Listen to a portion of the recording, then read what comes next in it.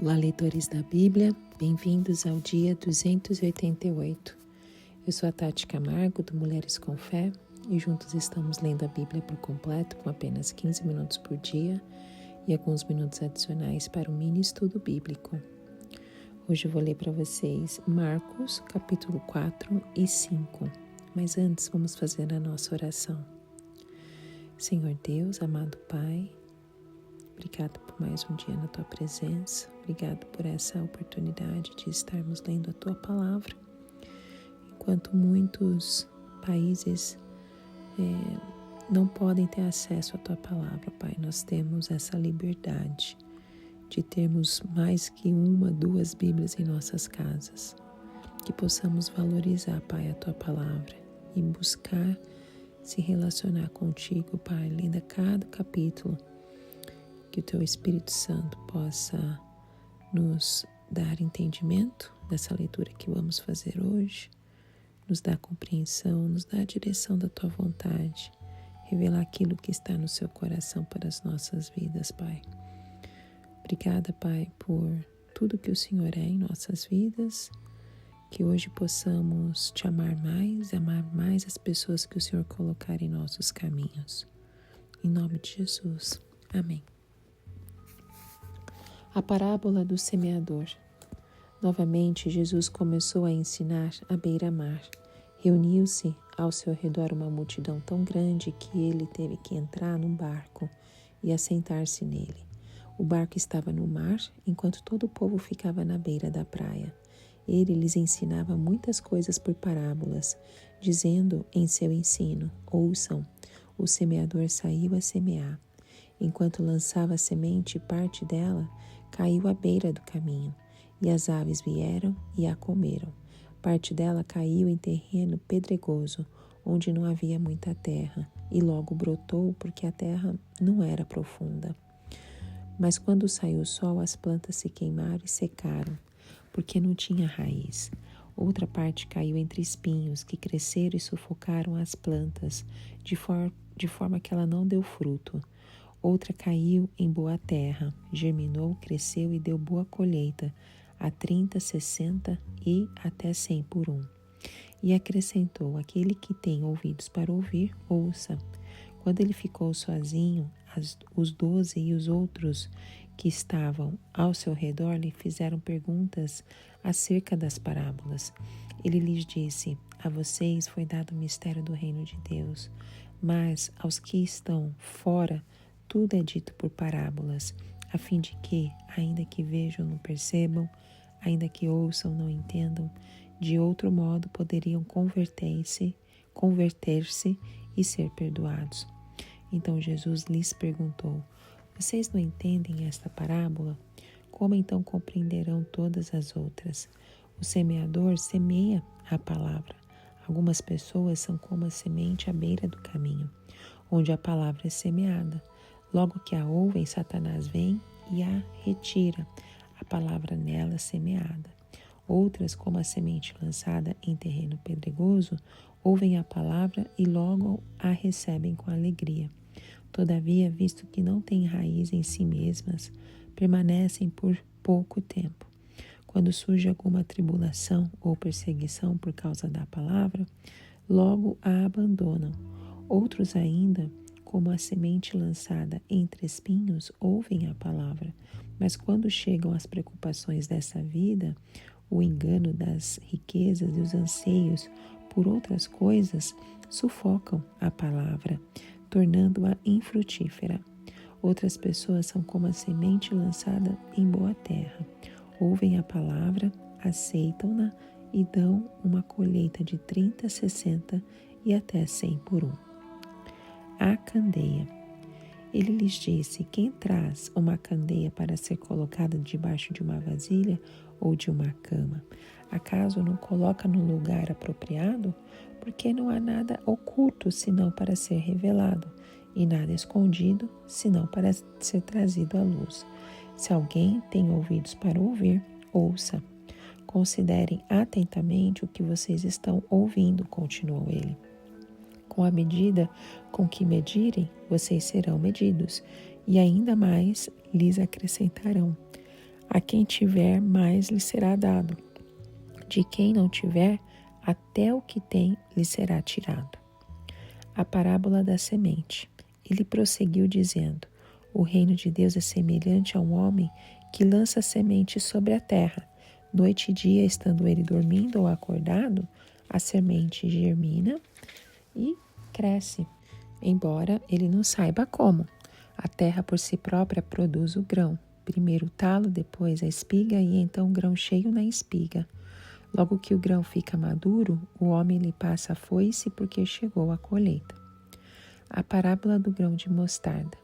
Novamente ele disse: com que compararemos o reino de Deus? Que parábola usaremos para descrevê-lo? É como um grão de mostarda, que é a menor semente que se planta na terra. No entanto, uma vez plantado, cresce e se torna a maior de todas as hortaliças, com ramos tão grandes que as aves do céu podem abrigar-se à sua sombra. Com muitas parábolas semelhantes, Jesus lhes anunciava a palavra, tanto quanto podiam receber.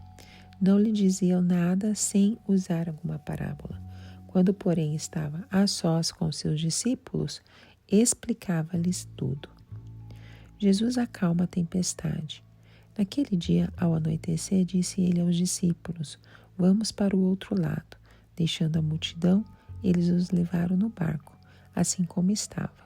Outros barcos também o acompanhavam. Levantou-se um forte vendaval, e as ondas se lançavam sobre o barco, de forma que este foi se enchendo de água. Jesus estava na popa, dormindo com a cabeça sobre um travesseiro. Os discípulos o acordaram e clamaram: Mestre, não te importa que morramos? Ele se levantou, repreendeu o vento e disse ao mar: aquiete-se, acalme-se. O vento se aquietou e fez completa bonança. Então perguntou aos discípulos: por que vocês estão com tanto medo? Ainda não têm fé? Eles estavam apavorados e perguntavam uns aos outros: quem é este que até o vento e o mar lhe obedecem? Marcos capítulo 5. A cura de um endemoniado. Eles atravessaram o mar e foram para a região dos Gerazenos. Quando Jesus desembarcou, um homem com um espírito imundo veio dos sepulcros ao seu encontro. Esse homem vivia nos sepulcros e ninguém conseguia prendê-lo, nem mesmo com correntes, pois muitas vezes lhes haviam acorrentados pés e mãos, mas ele arrebentara as correntes e quebrara os ferros de seus pés. Ninguém era suficientemente forte para dominá-lo. Noite e dia ele andava gritando e cortando-se com pedras entre os sepulcros e nas colinas. Quando ele viu Jesus de longe, correu e prostrou-se diante dele e gritou em alta voz: que queres comigo, Jesus, Filho do Deus Altíssimo? Rogo-te por Deus que não me atormentes. Pois Jesus lhe tinha dito: saia deste homem, espírito imundo. Então Jesus lhe perguntou: qual é o seu nome? Meu nome é Legião, respondeu ele, porque somos muitos. E implorava Jesus com insistência que não os mandasse sair daquela região. Uma grande manada de porcos estava pastando numa colina próxima. Os demônios imploraram a Jesus: manda-nos para os porcos, para que entremos neles. Ele lhes deu permissão e os espíritos imundos saíram e entraram nos porcos. A manada de cerca de 2.000 porcos atirou-se precipício abaixo em direção ao mar e nele se afogou. Os que cuidavam dos porcos fugiram e contaram esses fatos na cidade e nos campos, e o povo foi ver o que havia acontecido. Quando se aproximaram de Jesus, viram ali o homem que fora possesso da legião de demônios, assentado, vestido em perfeito juízo, e ficaram com medo. Os que estavam presentes contaram ao povo o que acontecera ao endemoniado, e falaram também sobre os porcos. Então o povo começou a suplicar a Jesus que saísse do território deles. Quando Jesus estava entrando no barco, o homem que estivera endemoniado suplicava-lhe que o deixasse ir com ele. Jesus não permitiu, mas disse: vá para casa, para sua família, e anuncie-lhes quanto o Senhor fez por você e como teve misericórdia de você. Então aquele homem se foi e começou a anunciar em Decápolis o quanto Jesus tinha feito por ele. Todos ficaram admirados. O poder de Jesus sobre a doença e a morte. Tendo Jesus voltado de barco para a outra margem, uma grande multidão se reuniu ao seu redor, enquanto ele estava à beira do mar. Então chegou ali um dos dirigentes da sinagoga, chamado Jairo. Vendo Jesus, prostrou-se aos seus pés e lhe implorou insistentemente: Minha filhinha está morrendo. Vem, por favor, e impõe as mãos sobre ela, para que ela seja curada e que viva. Jesus foi com ele.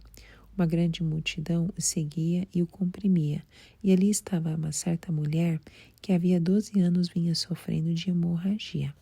Ela padecera muito sob o cuidado de vários médicos e gastara tudo o que tinha, mas em vez de melhorar, só piorava. Quando ouviu falar de Jesus, chegou por trás dele no meio da multidão e tocou em seu manto, porque pensava: se eu tão somente tocar em seu manto, ficarei curada. Imediatamente cessou sua hemorragia e ela sentiu em seu corpo que estava livre do seu sofrimento. No mesmo instante, Jesus percebeu que dele havia saído poder. Virou-se para a multidão e perguntou: Quem tocou em meu manto? Responderam os seus discípulos: Vês a multidão aglomerada ao teu redor e ainda perguntas: Quem tocou em mim? Mas Jesus continuou olhando ao seu redor para ver quem tinha feito aquilo. Então a mulher, sabendo o que lhe tinha acontecido, aproximou-se e prostrou-se aos seus pés e, tremendo de medo, contou-lhe toda a verdade. Então ele lhe disse: Filha, a sua fé a curou. Vá em paz e fique livre do seu sofrimento. Enquanto Jesus ainda estava falando, chegaram algumas pessoas da casa de Jairo, o dirigente da sinagoga. Sua filha morreu, disseram eles. Não precisa mais incomodar o mestre. Não fazendo caso do que eles disseram, Jesus disse ao dirigente da sinagoga: Não tenha medo, tão somente creia. E não deixou ninguém segui-lo, senão Pedro, Tiago e João, irmão de Tiago. Quando chegaram à casa do dirigente da sinagoga, Jesus viu um alvoroço, com gente chorando e se lamentando em alta voz. Então entrou e lhes disse: Por que todo este alvoroço e lamento? A criança não está morta, mas dorme. Mas todos começaram a rir de Jesus. Ele, porém, ordenou que eles saíssem, tomou consigo o pai e a mãe da criança e os discípulos que estavam com ele, e entrou onde se encontrava a criança. Tomou-a pela mão e lhe disse: Talita cumi, que significa menina, eu lhe ordeno, levante-se. E imediatamente a menina, que tinha 12 anos de idade, levantou-se e começou a andar. Isso os deixou atônitos. Ele deu ordens expressas para que não dissessem nada a ninguém e mandou que dessem a ela alguma coisa para comer. Bom, o que lemos hoje em Marcos 4 e 5, nós lemos ontem em Mateus, em Lucas, e são narrativas que se repetem, mas cada capítulo traz, cada livro, traz uma informação diferente, um detalhe diferente. O que tem em um não tem no outro. O cerne da narrativa é o mesmo, o objetivo da narrativa é o mesmo, mas esses detalhes diferentemente apresentados em cada livro traz também um conhecimento melhor e maior para nós quando estamos lendo a palavra de Deus. Em Marcos 4, as parábolas apresentadas nos mostram que o reino não começa com barulho e grandiosidade, mas com pequenas sementes que no tempo certo revelam todo o seu poder e glória. O Evangelho de Marcos ele foi escrito entre os anos 60 e 70 depois de Cristo, possivelmente para cristãos de origem gentílica que viviam em Roma. Como discípulo de Pedro, Marcos registra o ministério de Jesus com foco especial em suas ações e autoridade. Nesse capítulo, Jesus está à beira do mar da Galileia, ensinando as multidões. Alguns lugares da Palestina possuíam acústica perfeita, permitindo que milhares de pessoas ouvissem claramente quem falava de um barco ou de locais estratégicos. Um desses pontos ficava próximo a Cafarnaum, onde em certas cavernas até 7.000 pessoas podiam ouvir um orador. Os rabinos usavam parábolas para ensinar, e Jesus segue essa tradição, mas com um diferencial. Ele revela, por meio dessas histórias, os mistérios do reino de Deus. Enquanto as autoridades religiosas endureciam o coração, Jesus ensinava com simplicidade e profundidade aos que estavam dispostos a ouvir. Então nós lemos sobre a parábola do semeador e os 4 solos, registrado nos primeiros 20 versículos. Jesus ali ele começa ensinando na beira-mar, dentro de um barco, né? Na cultura agrícola da Galileia, era comum o semeador espalhar a semente antes de arar o solo, o que explica os diferentes destinos das sementes. Alguns caem à beira do caminho, outros em solo pedregoso, outros em espinhos e outros em boa terra. Os rendimentos de 30, 60 e 100 por um eram excelentes, considerando que o solo do Vale do Jordão rendia em média entre 10 e 100 vezes. Jesus então explica a parábola quando ele estava sozinho com os discípulos, né? Isso a gente já viu que cada solo representa e cada tipo de coração. E essa parábola nos alerta sobre a responsabilidade de acolher a palavra e perseverar. No judaísmo, esquecer um ensinamento era considerado grave, por isso a advertência de Jesus é tão relevante. Então, vamos só relembrar o que significa cada semente e cada solo, né? A semente jogada à beira do caminho, o diabo rouba a palavra antes que gera fruto. A semente jogada no solo pedregoso, a fé superficial que desfaz diante da perseguição. A semente que é jogada entre espinhos significa as preocupações, as riquezas e desejos que sufocam a palavra. E a semente que é jogada em boa terra, que é aquele que ouve, colhe e frutifica. Depois nós vamos ver a candeia, nós já lemos também isso em outros evangelhos, e a responsabilidade pela palavra. Então a candeia simboliza o conhecimento da palavra, assim como ninguém esconde uma lâmpada, não podemos esconder a luz do evangelho. Depois nós vimos a semente que cresce em segredo. Jesus, ele compara o reino de Deus a um agricultor que lança a semente e vê o crescimento acontecer, mesmo sem entender como. Ele diz assim lá no versículo 27, noite e dia, quer ele durma, quer se levante, a semente germina e cresce, embora ele não saiba como. Então, para os judeus, o crescimento dos grãos dependia da providência divina. A mensagem do reino é assim, o crescimento acontece de forma misteriosa, mas é certo. Depois vimos a parábola do grão de mostarda. Mesmo sendo a menor semente conhecida pelos ouvintes de Jesus, o grão de mostarda crescia e se tornava um arbusto grande, onde as aves se abrigavam. A planta a que Jesus se refere podia alcançar até 5 metros, reforçando a ideia desse crescimento inesperado e surpreendente. A imagem também remete à visão de Daniel, capítulo 4, versículo 12, onde um grande reino oferece abrigo. Jesus revela que, embora o reino comece pequeno, se tornará grandioso. Depois ele fala sobre o uso das parábolas e o ensino privado. Jesus usava as parábolas para ensinar o povo, aos discípulos, ele explicava tudo em particular. Mas isso se assemelha à prática de outros mestres judeus, que guardavam ensinamentos mais profundos para os alunos mais próximos. Jesus, então, acalma a tempestade Ele convida os discípulos a atravessarem o mar da Galileia. Uma violenta tempestade se levanta e as ondas ameaçam o barco. E Jesus estava dormindo, né? Os discípulos ficaram extremamente com medo, né? E Jesus acorda, repreende o vento e o mar, dizendo: aquiete-se, acalme-se. Os discípulos ficaram atônitos porque a tempestade acalmou. E aí eles perguntam, né? Quem é este que até o vento e o mar lhe obedecem? Então, na tradição judaica, apenas Deus controla o mar e os ventos.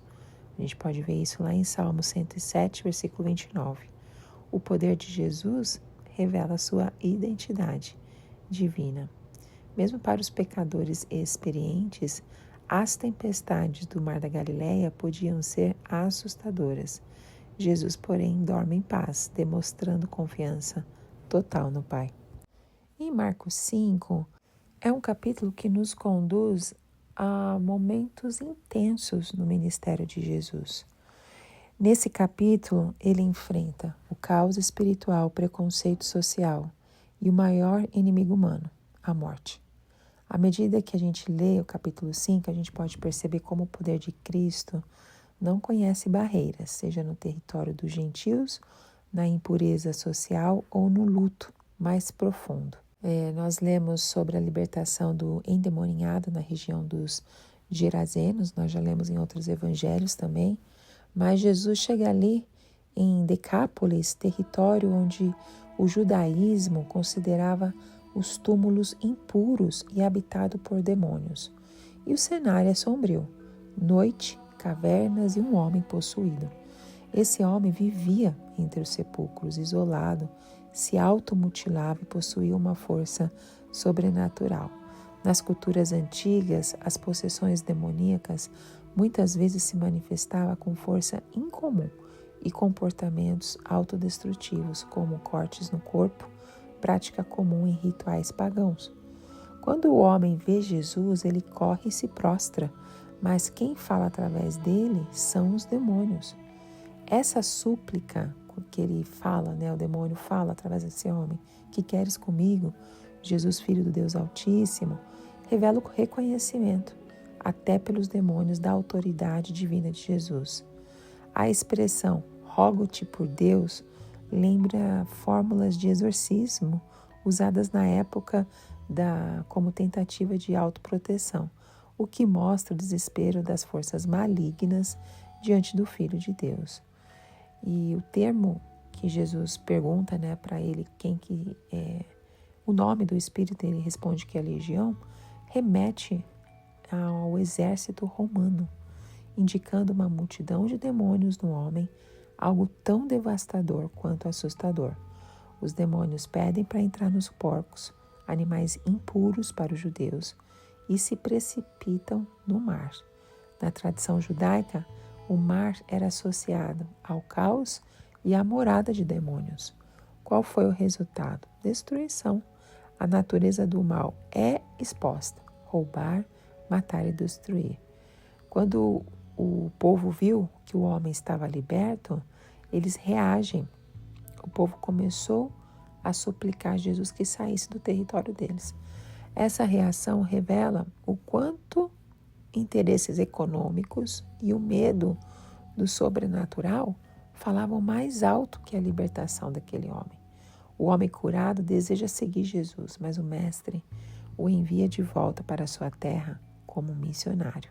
Vá para casa, para a sua família, e anuncie-lhes quanto o Senhor fez por você. Na cultura gentia, proclamar as maravilhas de Deus era uma forma de corrigir a visão distorcida que viam de Jesus como um mero mágico. Assim, aquele homem se torna o primeiro missionário de Decápolis.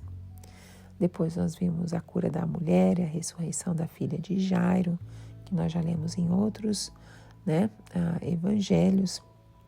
Jesus, além da cura física que ele faz essas pessoas, Jesus ele restaura sua dignidade e identidade. No caso da mulher que estava sofrendo com hemorragia, ele a chama de filha, em contraste com o isolamento social que era imposto a ela. Enquanto isso, Jesus recebe a notícia que a filha de Jairo tinha morrido. Mas Jesus declara, não tenha medo, só creia. Na casa de Jairo, o luto já havia tomado conta. Mesmo famílias humildes, eles contratavam pranteadores. No caso de uma família influente, o alvoroço seria ainda maior. Jesus entra, toma a menina pela mão e diz, em aramaico, Talita cumi, que significa, menina, eu lhe ordeno, levante-se. A menina revive e a morte é vencida. Bom, terminamos aqui esses 2 capítulos e nos ensinando muitas coisas, não é mesmo? Jesus vencendo o caos espiritual, restaurando o que a sociedade exclui, né? Cristo vencendo a morte através da filha de Jairo, né? Então, esses 2 capítulos, na realidade, nos traz muitas lições, né? Revelando o reino de Deus em ação, libertando, restaurando e vencendo a morte.